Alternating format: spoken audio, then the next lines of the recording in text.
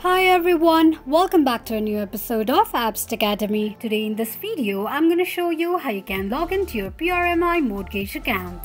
Keep watching the video till the end. To log into your PRMI mortgage account, firstly go ahead and launch open any web browser of your preference. On the search box at the top, type in premiers.com and make a search. The official page of PRMI mortgage account will appear on the screen. Click on Make a Payment option at the top right corner of the page. Now click on Account Login option. On the next page, enter your username and password associated with your PRMI mortgage account and tap on Login. Click on an eye icon to check if you have entered your password correctly or not. Tick mark on the box that says Remember my username in case if you want your username to be remembered next time you log in. You also need to tick mark on the second box to agree to the terms and conditions of your PRMI mortgage account.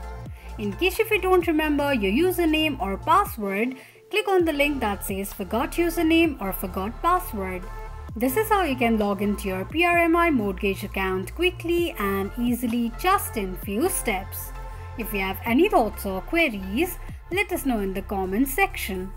Don't forget to subscribe to our channel. Also, press the notification bell icon so that YouTube will notify you whenever we post a new video. I hope this video was helpful to you.